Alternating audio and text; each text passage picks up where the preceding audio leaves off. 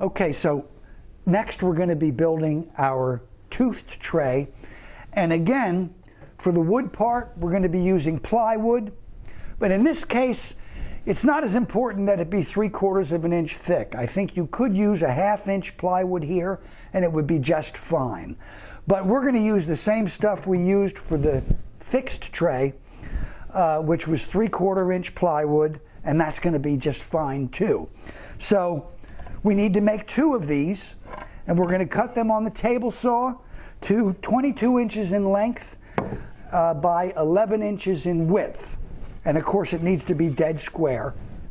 But before you leave the table saw, there's one more thing you need to do, because we're going to be asking this sheet to fit perfectly into the corner created by the toothed member. But that inside corner is a little bit rounded. So to facilitate that perfect fit, we're going to need to bevel the long edges of our sheet. So to do that, we want to move the fence from 11 inches to 11 1/8. And then we want to angle the blade to 30 degrees. And then we want to recut those 2 long edges, and we'll get rid of the corner just as we need to. Having moved the fence by 1/8 of an inch outwards, we will have retained a little bit of that original edge, and that's what we want to do. So now that toothed member fits perfectly into that corner with no unsightly gaps, and that's the way we craftsmen like it, right? So we need to make 2 of those. We need the toothed members themselves, and just like with the legs, we have 2 left legs, or 2 left toothed members and 2 right toothed members. But in this case, one pair of left and right has slots at the top, whereas the other left and right pair has just 3/8 inch holes at the top. We want to keep the slots together for one end of the bench and the 3/8 inch holes together for the other end of the bench. So pair them up based on the slots and the holes, and in so doing you'll also be putting them into left and right pairs. So keep that in mind. We're going to need our twist, or our hand drill again, this time fitted with a 3/16 inch twist drill. We want a 3/8 inch wrench, a Phillips head screwdriver, again our 2 spring clamps, and we'll need the hardware from the next pouch in our hardware packet. So I've got my panel in the vise here, and I want to apply one of the toothed members to its edge, and I want to line this end of the tooth member up with the end of my panel.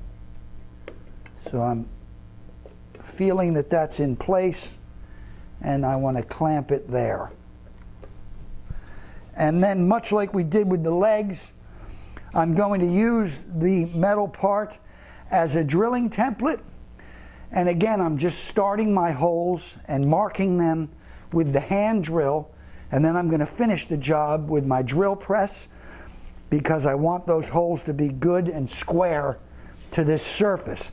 And in fact, it might even be more important that we achieve squareness for this panel, because we're going to be attaching the toothed member to the sheet using number 10 flathead machine screws, and those flatheads need to sit down perfectly into their countersunk hole so that the head is below this surface.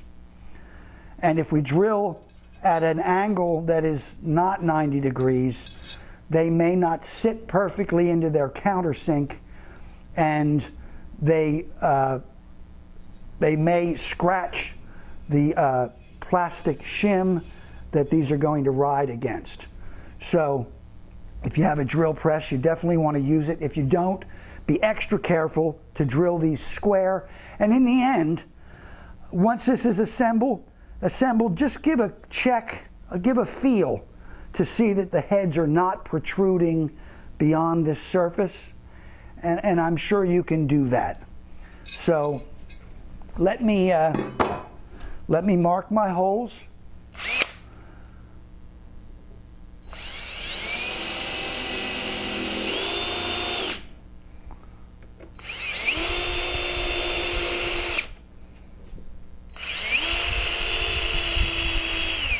All right, I have what I need. I can finish that on the drill press. First, I'll flip this around and do the same thing to the second edge. Make sure you keep the top of the toothed members at one end.